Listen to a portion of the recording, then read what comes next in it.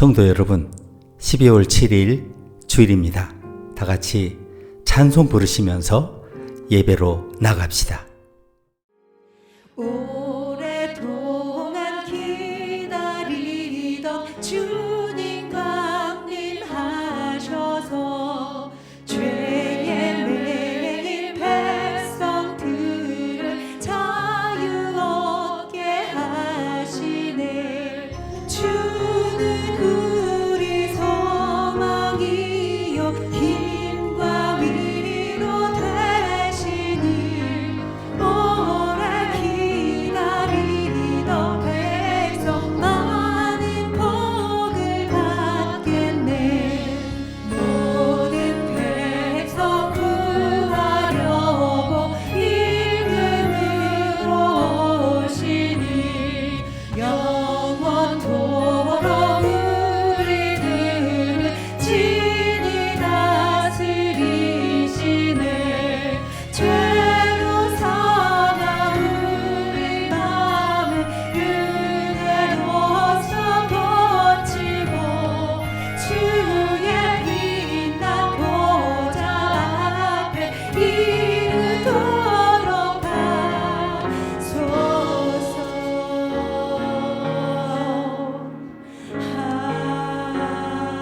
아멘. 하나님 아버지, 지난 한 주간도 하나님의 선하심 또 인도하심에 풍성하심, 그 오묘하심을 우리가 우리의 삶 가운데 누리게 하신 것을 감사합니다. 빛으로 영광으로 우리를 비추시는 하나님의 선하신 돌보심 가운데 즉 길을 잃지 않고 비록 죽음의 그림자의 골짜기를 지나가지만 골짜기 어귀에서 치열하게 전투하며 그리스도의 권능을 통해 전투를 감당해내며 승리를 쟁취하며 하나님 나라 그 부르심의 그 지점까지 우리가 이렇게 은혜 가운데 다가설 수 있게 하신 것을 감사합니다. 다가오는 한 주 어떤 일이 우리를 기다리고 있을지 알 수 없지만 모든 전투는 이미 이긴 전투인 줄 믿습니다. 하나님께서 이 다가오는 한 주 우리의 믿음의 삶을 살아드리며 헌신하며 풍성한 하늘의 열매를 거두어드리며 우리가 또한 이 땅에서 하나님의 영광과 기쁨을 누릴 수 있도록 축복하여 주시옵소서. 예수님의 이름으로 기도합니다. 아멘.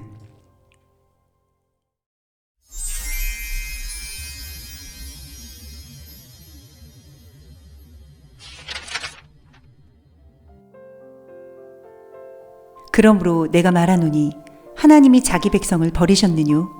그럴 수 없느니라. 나도 이스라엘이니요 아브라함의 씨에서 난 자요 베냐민 지파라.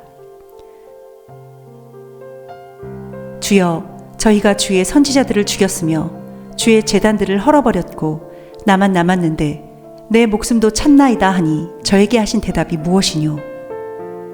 내가 나를 위하여 바알에게 무릎을 꿇지 아니한 사람 7천을 남겨두었다 하셨으니 그런즉 이와 같이 이제도 은혜로 택하심을 따라 남은 자가 있느니라. 만일 은혜로 된 것이면 행위로 말미암지 않음이니 그렇지 않으면 은혜가 은혜되지 못하니라. 그러므로 내가 말하노니 저희가 넘어지기까지 실족하였느뇨? 그럴 수 없느니라. 저희의 넘어짐으로 구원이 이방인에게 이르러 이스라엘로 시기나게 함이니라. 저희의 넘어짐이 세상의 부요함이 되며 저희의 실패가 이방인의 부요함이 되거든 하물며 저희의 충만함이리요. 그 가지들을 향하여 자긍하지 말라. 자긍할지라도 내가 뿌리를 보존하는 것이 아니요 뿌리가 너를 보존하는 것이니라. 옳도다. 저희는 믿지 아니함으로 꺾이우고 너는 믿음으로 섰느니라. 높은 마음을 품지 말고 도리어 두려워하라. 저희도 믿지 아니하는데 거하지 아니하면 접붙임을 얻으리니 이는 저희를 접붙이실 능력이 하나님께 있음이라. 형제들아, 너희가 스스로 지혜 있다 함을 면키 위하여 이 비밀을 너희가 모르기를 내가 원치 아니하노니 이 비밀은 이방인의 충만한 수가 들어오기까지 이스라엘의 덜어는 완악하게 된 것이라. 하나님이 모든 사람을 순종치 아니하는 가운데 가두어 두심은 모든 사람에게 긍휼을 베풀려 하심이로다.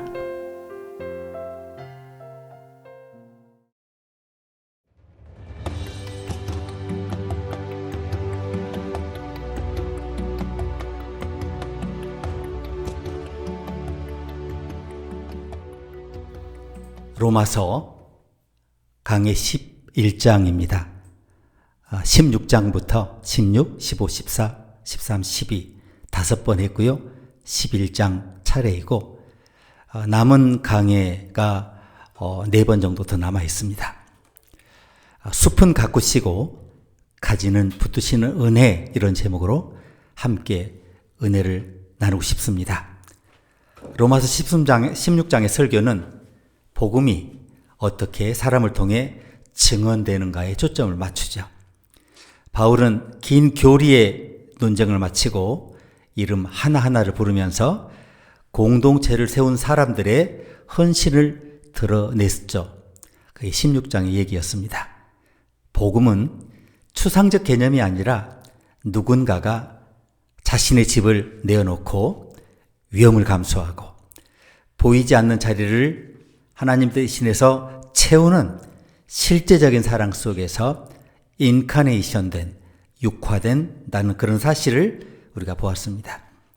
이어지는 15장에서 이 얼굴들이 하나의 합창이 되도록 이끄신 하나님의 일을 또한 보았습니다. 다른 민족, 다른 전통, 다른 성향을 가진 그런 사람들이 한 마음, 한 입으로 하나님을 찬양하도록 초청받았고, 이 연합이 우리 인간의 어떤 기질 때문이 아니라 성령의 선물임을 알게 되었습니다. 또한 바울의 사역이 제사장적 봉헌이라는 설명이 12장에서 있었죠. 우리의 헌신, 우리의 관계, 우리의 시간 모두가 하나님께 드려지는 예배라는 사실을 알게 되었습니다. 자, 14장과 13장의 설교, 이런 것들이 이러한 연합이 실제 삶의 선택으로 어떻게 구현되는지를 보여주었습니다. 14장은 신앙의 강한 자와 약한 자 사이의 갈등을 드러내면서 자유라고 하는 것이, 그리스도인의 자유가 자기 권리의 주장 혹은 확장이 아니라 약한 자를 쓰러뜨리지 않는 책임이라는 것을 알게 되었습니다. 우리는 상대의 양심을 존중하고 그 사람의 속도에 맞추어 걷는 사랑의 질서를 배웠죠. 13장에 보니까 이 사랑이 공적 삶으로 확장돼서 이웃사랑이 율법의 완성이라는 사실을 알게 되었습니다. 복음은 개인의 영역에 머무는 법이 없고요. 사회적 책임, 그리고 공적 윤리, 그리고 우리 시간을 사용하는 방식까지 새롭게 구성하는 능력을 가졌다는 것을 우리가 알게 되었습니다. 밤이 깊고 낮이 가까웠다는 선언, 우리의 일상적인 선택들이 미래 하나님 나라를 미리 보여주는, 미리 선취하는 그런 자리라는 점을 알게 되었습니다. 자, 이 흐름 전체를 16장부터 15, 14, 13, 이 흐름 전체를 받치는 기초가 12장, 삶의 재구조화입니다. 몸을 산 제물로 드리라. 이 부르심은 종교적 감정이 아니라 존재의 방향을 재배치하는 명령이고, 마음을 새롭게 한다고 그러지 않습니까? 하나님이 우리 내적 지형을 다시 그리스도로 나를 내어놓는 행위라는 것을 우리가 배웠습니다. 그래서 은사는 개인의 역량이 아니고요, 공동체를 세우기 위해 받은 선물임을 본문이 말씀하며, 이 새로운 마음이 새로운 공동체를 만들고 새로운 공동체가 세상을 향해 나가는 그런 복음의 구조를 우리가 보게 되었습니다. 이렇게 12장에서 시작된 변화는 다시 정상순으로 가면 13, 14장에서 공적 윤리적 삶으로 확장되고 15장, 16장에서 화해와 연합, 그리고 구체적인 이름으로 드러나는 공동체의 서사, 내러티브를 통해서 완성된 것을 우리가 정말 확인할 수 있었습니다. 자, 이제 11장으로 들어가겠습니다. 숲은 겉으로 보기에 무질서해 보이죠. 수많은 나무들이 두서없이 분류 없이 막 자라잖아요. 근데 계절을 밀어올리고 낙엽을 내려놓는 일정한 질서가 있습니다. 로마서 16장부터 12장까지가 우리에게 공동체가 어떻게 움직이고 성장하는지를 보여주었다면, 이제 11장은 그 숲의 눈에 보이지 않는 뿌리의 곳간을 드러냅니다. 이스라엘과 이방인, 믿는 자와 넘어지는 자, 돌아오는 자와 잠시 멀어진 자. 자, 그 모든 움직임은 산발적으로 막 흩어져 있는 것처럼 보여요. 제각각인 것처럼. 그렇지만 바울은 이 모든 길 뒤에 숨어 있는 하나님의 손길을 바라보면서 깊도다, 하나님의 지혜와 지식의 풍성함이여라고 찬송합니다. 여기서 깊도다, 바토스인데요. 이 표현은 단순한 감탄사가 아닙니다. 계산할 수 없는 신면을 묘사하는 고대의 구약의 시적 언어죠. 바울은 복음의 역사를 숲으로 읽어냅니다. 각각의 나무와 그늘을 보는 것이 아니라 오래된 뿌리와 그 뿌리에서 퍼지는 땅 속에 보이지 않는 힘을 바라보는 거죠. 로마서 11장은 한 개인의 선택이나 한 민족의 실패, 한 민족의 성공을 넘어서 하나님이 그 숲 전체를 돌보시는 긴 호흡 안에서만 이해될 수 있는 심오한 장면입니다. 먼저 오늘 가르침 첫 번째는 남은 자의 등장입니다. 이제 보이지 않는 시작을 암시하는데요. 로마서 11장은 무대 조명이 갑자기 한 구석으로 이동하는 전환을 보여줍니다. 그 조명 아래 바울은 남은 자가 있다라고 실토합니다. 여기 나오는 남은 자, 휘폴레이마는 단지 그냥 어쩌다 남겨진 것이 아니라 하나님이 의도적으로 보조하신 존재라는 의미를 가진 단어입니다.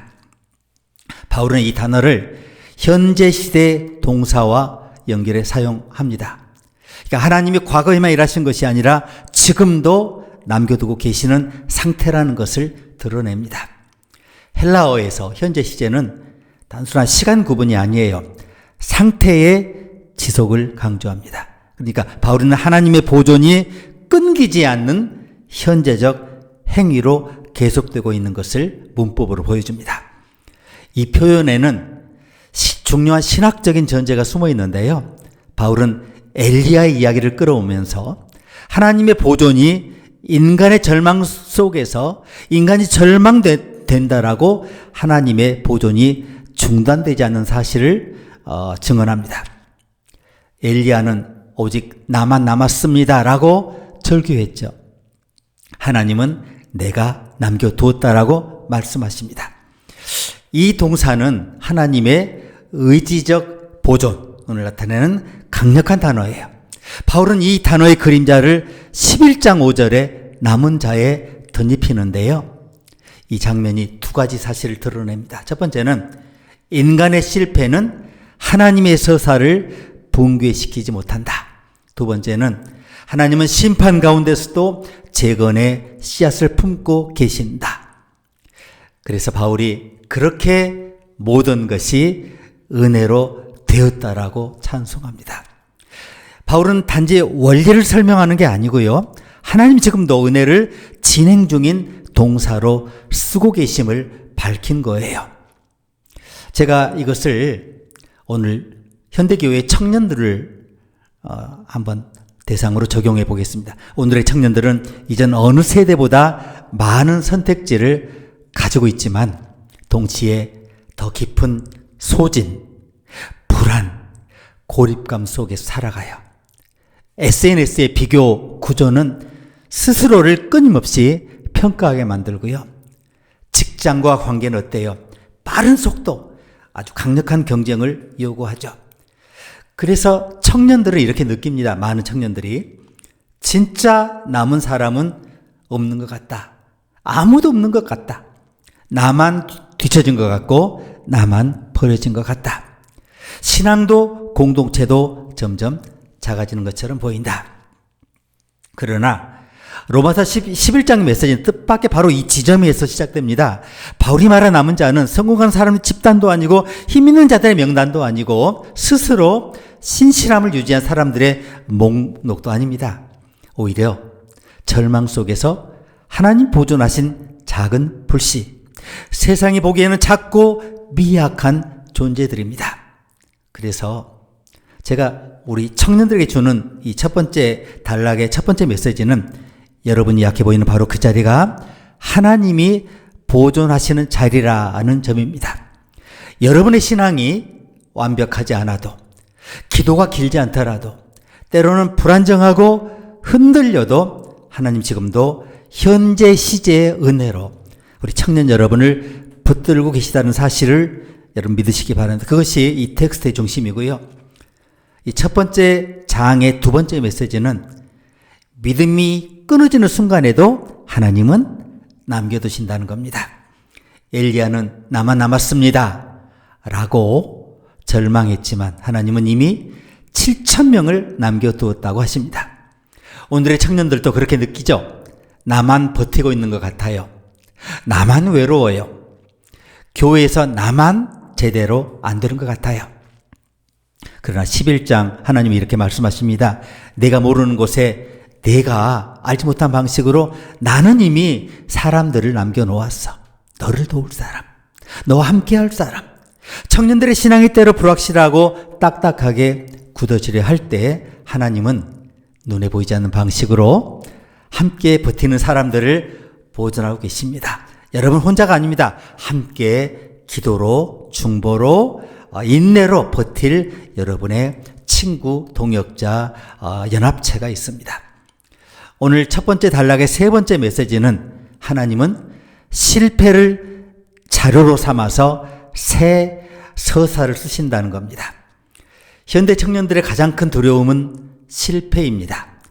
취업 실패, 관계의 실패, 신앙의 실패, 자존감의 붕괴, 방향의 상실, 다 실패죠. 하지만 로마서 11장 이렇게 말씀하죠. 실패는 이야기를 끝내는 마지막 문장이 아니라 은혜가 다시 쓰여지는 문장이다. 하나님은 실패 뒤에서 재건의 씨앗을 남기시고 무너진 마음 속에서도 새 길의 가능성을 심으십니다. 그러니까 여러분의 약함, 여러분의 느린 걸음, 여러분의 남겨진 것 같은 자리는 하나님이 지금도 남겨두고 계신 현재형 은혜의 현장입니다. 오늘 본문의 두 번째 가르침은 꺾임과 접붙임, 서로 상반되는 단어죠. 이게 보이지 않는 교환의 신비에 관한 건데요. 감람나무 비유 17절 24절까지인데 여기서 로마서 전체에서 가장 문학적이고 가장 주석적 깊이를 가진 장면이 나옵니다. 바울은 세 가지 요소를 하나의 무대로 배치하는데요. 꺾여나간 가지, 접붙임 받은 가지, 그리고 기름진 뿌리, 세 가지입니다. 이 구조는 단순한 설명이 아니라 굉장히 엄청난 전환부인데 빛과 그림자, 긴장과 역설이 서로 교차하는 아주 강력한 전환 지점입니다. 바울은 내가 믿음으로 섰느니라고 말씀합니다. 한국어로 완료처럼 번역됐지만 헬라어 원문 헤스테카스는 완료 시제의 현재적 결과를 강조하는 문법입니다.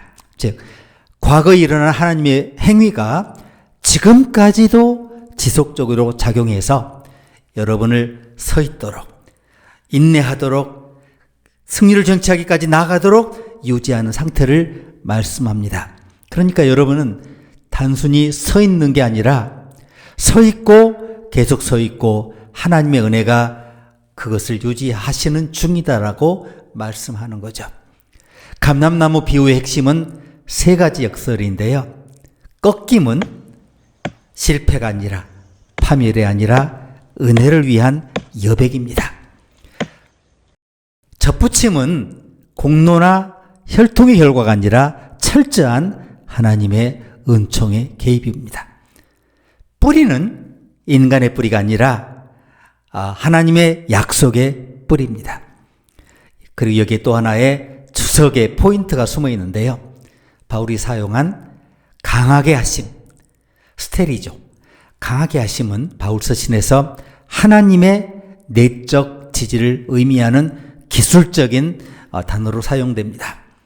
그러니까 신앙은 스스로 서 있는 힘이 아니라 하나님의 내적인 지지를 공급받는 사건이죠. 여러분, 어떻게 앞으로 나갈 수 있습니까? 여러분 스스로가 여러분을 지지해야 돼요. 여러분의 가족이 지지해 줘야 돼요. 그래야 앞으로 나갈 추동력을 얻습니다. 신앙은 스스로 서는 힘이 아니라 성령을 통해서 하나님께서 지지해 주시는 내적 지지를 공급받을 때 일어나는 위대한 부활 사건입니다. 그래서 이 장 전체는 우리에게 이렇게 말씀하죠.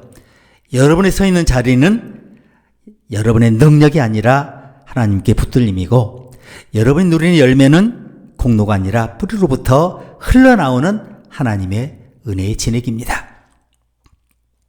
이걸 적용해 보겠습니다. 현대의 청년들은 꺾임을 두려워하고 밀려남을 실패로 여기고 기준에 들지 못함을 절단으로 느끼죠. 그러나 복음은 이 감람나무 비유를 통해 다른 방식으로 말씀하죠. 꺾임은 파멸이 아니라 은혜가 들어오는 공간이라는 겁니다. 오늘의 청년들은 실패를 정체성의 붕괴로 경험하죠. 하지만 바울의 복음은 이렇게 말씀하죠. 꺾임은 끝이 아니라 은혜를 위해 남겨진 자리야. 하나님이 여러분을 다시 뿌리로 연결하기 위해서 여러분의 힘이 아니라 기름진 뿌리의 진액이 흐르도록 하기 위해서 여백을 만드십니다. 청년들의 고백은 종종 이렇죠. 왜 하나님은 내 가지를 부러뜨리셨을까? 근데 로마서 11장은 조용히 말씀합니다. 다시 접붙이기 위해서다. 그래서 이 단락의 두 번째 가르침은 접붙임은 공로가 아니라 철저히 외부에서 오는 은혜라는 겁니다. 헬라어 엔켄트리죠. 외부에서 의도적으로 접붙이다라는 동사인데, 스스로 자리를 만든다는 우리 현대적 인간의 사고를 완전히 뒤집는 단어예요. 복음 말씀합니다. 내가 지금 신앙 안에 있는 이유는 너의 손이 아니라 하나님의 손이 너를 거기에 넣으셨기 때문이다. 자, 이 자리는 그래서 죄책감 그리고 자책에 시달린 청년들에게 회복을 줘요. 치유를 줘요. 일으킴을 줘요. 창조주 하나님을 바라보게 해요. 다시 새 창조돼요. 그리고 새로운 창조를 향해서 달려갈 추동력을 줍니다. 오늘 두 번째 이 단락 세 번째 가르침은 서 있다라는 단어인데, 헤스테카스, 서 있다. 이것은 자기 은혜가 아니라 지속되는 하나님의 은혜의 현재형이라는 겁니다. 도시는 이렇게 말하죠. 내가 버텼기 때문에 여기 있는 거야. 그러나 바울은 말씀합니다. 내가 지금 여기 있는 이유는 은혜가 과거에 너를 일으켰고 지금도 붙들고 있으며 앞으로도 그 은혜가 유지될 것이기 때문이다. 신앙은 내가 잘하고 있기 때문이 아니라 스테리죠. 붙들다. 하나님의 내적 지지가 공급되는 사건이고, 그래서 여러분과 제가 여기까지 있고 지금도 버티고 서 있는 겁니다. 여러분의 꺾인 밀려남 실패로 보이는 지점은 하나님의 은혜로 다시 붙이시는 자리고요.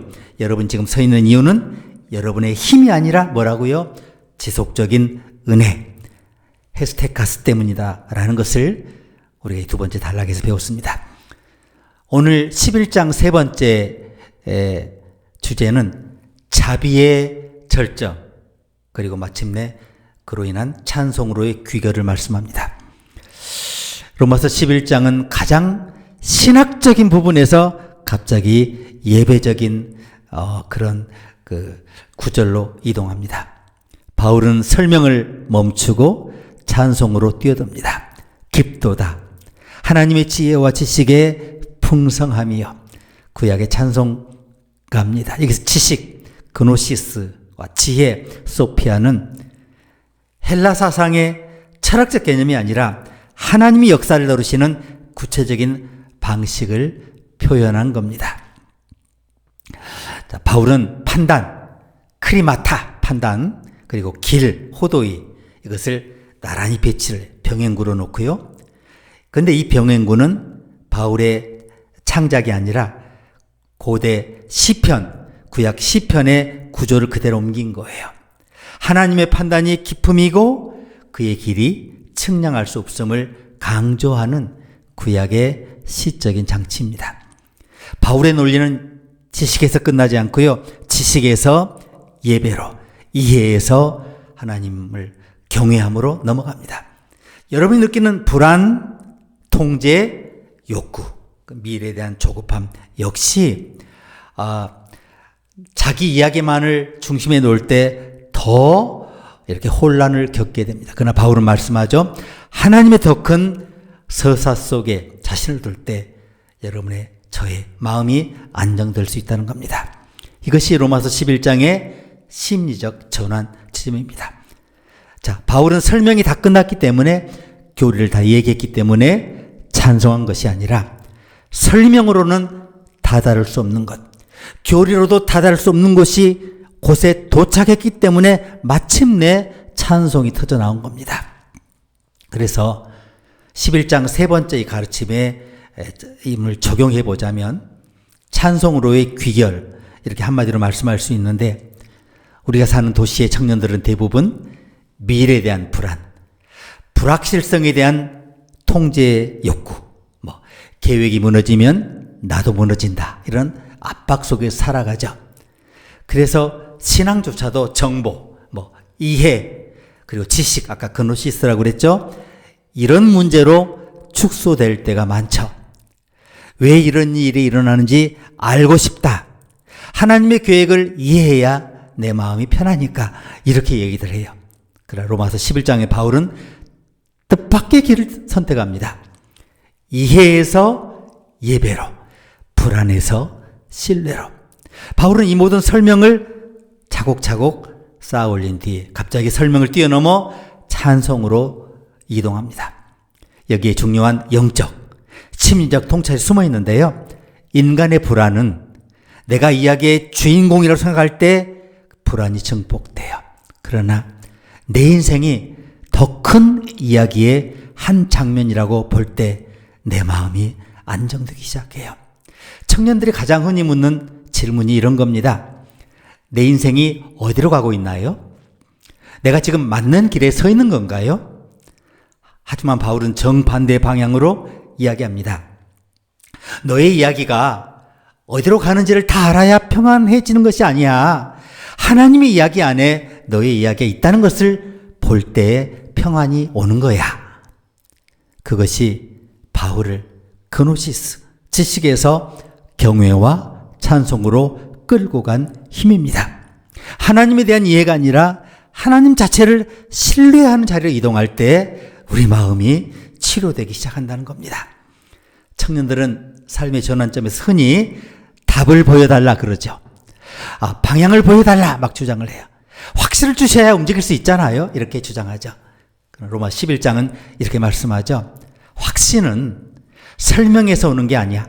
하나님의 깊이, 바토스. 하나님의 깊이를 신뢰할 때 오는 거야. 이렇게 말씀합니다. 여러분의 삶을 설명하지 못하는 순간이 믿음이 사라지는 순간이 아니라 찬송이 시작되는 순간인 줄 믿습니다. 하나님의 깊이, 바토스가 여러분의 불안을 대신할 자리를 만들 때 여러분과 저의 마음이 비로소 평강에, 샬롬의 안식에 들어가게 됩니다. 오늘 말씀의 결론입니다. 자, 로마 11장 우리에게 한 가지 중요한 사실을 보여줍니다. 여러분이 지금 서 있는 자리는 여러분 능력이 아니라 여러분 붙들어 주신 하나님이 남겨두신 자리입니다. 여기서 남겨두다는 개념은 바울이 앞에 사용한 카텔리폰, 남겨두었다의 신학적 그림자를 이어받는 건데요. 하나님은 여러분이 보지 못하는 사이에도 보이지 않는 뿌리 아래에 여러분의 삶을 보존하고 계시는 분이라는 겁니다. 그러니까 넘어짐을 두려워하지 마시기 바랍니다. 하나님은 넘어짐 속에서도 남은 자, 휘플레이마를 남겨놓으십니다. 그래 여러분의 실패는 이야기의 끝이 아니라 하나님이 다시 여러분의 이야기를 쓰기 시작하시는 쉼표라는 거죠. 타인의 느린 걸음을 조급해하지 마십시오. 하나님은 꺾임도 접붙임도 사용하십니다. 우리가 보기에 멈춘 것 같아도 하나님은 엔켄트리죠. 접붙이다의 은혜로 보이지 않는 회복을 준비하고 계십니다. 그러니 자신의 한계를 부끄러워하지 마시기 바랍니다. 뿌리는 여러분이 아니라 하나님이십니다. 여러분을 서 있게 하는 힘은 스스로 버티는 의지가 아니라 하나님께서 계속해서 지지해 주시는 스테리죠. 강하게 하심, 붙드심의 현재형 은혜입니다. 여러분의 일상, 마음의 굴곡, 공동체의 흔들림이 지금은 복잡하고 혼란하고 모순적으로 보일지라도 하나님은 한 숲을 가꾸시듯 전체를 돌보시는 분이십니다. 여러분이 보는 것은 가지의 흔들림일지 몰라도 하나님 보고 계신 것은 뿌리고요. 여러분의 흔들림보다 더 깊은 곳에서 하나님의 진액이, 하나님의 은혜가 풍성히 강처럼 흐르고 있습니다. 그래서 바울은 마지막에 이렇게 노래하죠. 만물이 주에게서 나오고 에크, 주에게서 주로 말미암고 디아, 주에게로 에이스, 주에게로 돌아갑니다. 이 고백에서 여러분은 다시 방향을 잡을 겁니다. 하나님이 쓰신 이야기가 여러분의 실패보다 크고 여러분보다 한계보다 깊고 여러분의 미래보다 앞서가기 때문에, 그리고 은혜의 뿌리에 흘러나오는 진흙으로 여러분의 삶도 다시 풍성이 엄청나게 자라날 겁니다. 수능이 가빠지는 시대 속에서도 여러분의 이야기는 하나님 안에서 다시 뿌리로 연결되고 다시 시작되어 위대한 꽃을 피우고 열매를 피우고 하나님의 서사를 확장해 나갈 것입니다. 함께 기도하시겠습니다. 하나님 아버지, 뿌리 속에 감추어둔, 잘려나감 속에 감추어둔 그 뿌리 속에 생동하는 하나님의 역동적인 힘, 새 창조의 힘, 승리케 하시는 힘, 영생의 하는 그 위대한 호수, 그곳에 우리가 발을 담그며 우리가 그것을 신뢰함으로, 그것을 찬송함으로 우리가 영생의 삶의 시작에 들어서게 하신 것을 감사합니다. 이 영생의 열차에 탑승하게 하신 것을 감사합니다. 그 종착점은 부활하신 주님이실 것인데 그 주님의 품을 향해 달려가는 이 영생의 열차 안에서 우리가 그리스도 안에 형제 자매 서로 연합하며 서로 힘을 나누며 서로를 돌보며 지탱하며 함께 중보하며 한 방향을 바라볼 때 우리가 탄 이 은혜의 열차가 우리를 안전한 곳, 하나님 기뻐하시는 그 자리로 우리를 옮겨가게 할 줄로 믿습니다. 우리가 이것을 찬송하면서 다가오는 한 주, 하나님의 역사의 위대한 서사의 아름다운 한 부분을 우리의 아름다운 여백으로 남겨놓거나 혹은 진실한 그러나 수줍은 고백으로라도 우리가 하나님께 고백해 드릴 수 있도록 우리의 삶을 축복해 주시옵소서. 예수님의 이름으로 기도합니다. 아멘.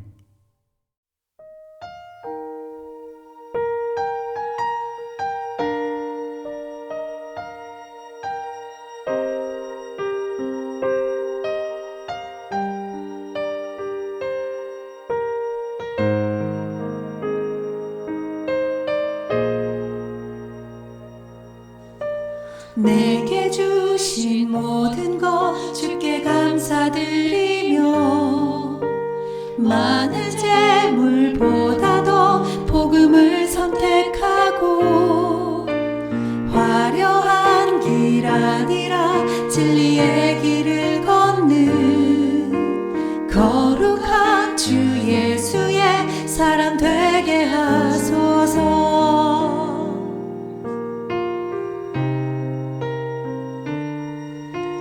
뿌리로 받은 복은 당당히 포기하고 하나님 보시기에 정결한 그릇 되어 이 땅에 날 보내신 하나님의 뜻대로 주 영광 위에 사는 사람 되게 하소서.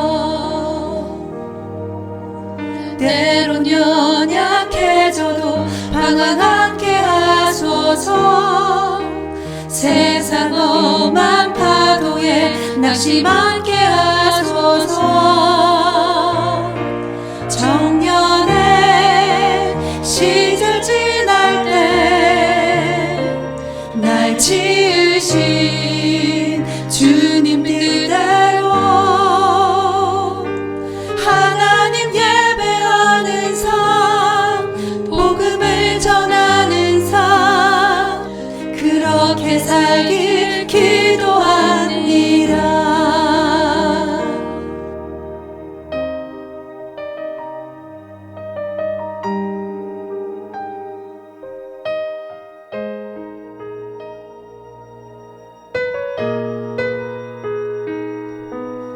내 이름 내려놓고 예수의 이름 들고 어두운 세상 속에서 작은 생명빛 되어 전화보다 소중한 한 영혼 살리는 삶, 예수님 닮아가는 사람 되게 하소서. 때론 연약해져도 방황하게 하소서. 세상 험한 파도에 낙심 않게 하소서. 정년의 시절 지날 때 날 지으신 주님 뜻대로 하나님 예배하는 삶, 복음을 전하는 삶, 그렇게 살길 기도합니다.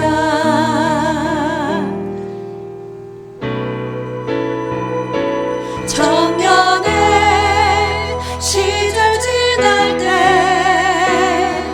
날 지으신 주님 뜻대로 하나님 예배하는 삶, 복음을 전하는 삶, 그렇게 살길 기도합니다. 하나님 예배하는 삶, 복음을 전하는 삶, 그렇게 살길 기도합니다.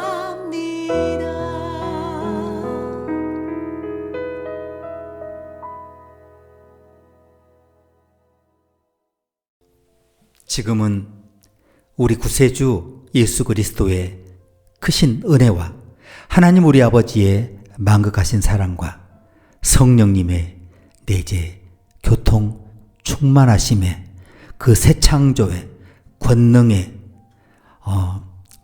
불가능을 가능케 하시는 살아 역사는 현재적 힘, 현재와 미래와 과거를 하나로 엮어 지금 바로 내가 발 딛고 서 있는 이곳에서 하나님의 역사가 새 창조, 하나님의 새 창조를 보게 하시는 그 위대한 역사가 오늘 이 삼일째 하나님의 섭리 가운데 붙들린 바 돼서 지금도 붙들린 바 있고 그 힘으로 서 있고 그 힘으로 나아가고 있다는 것을 고백하며 찬송하며 이 힘을 하나님 나라 확장을 위해 아름답게 봉헌하며 드리며 사용하기를 다짐하는 주의 자녀, 주의 종들을 위해 이제와 영원히 함께 계시기를 간절히 축원하옵나이다. 아멘.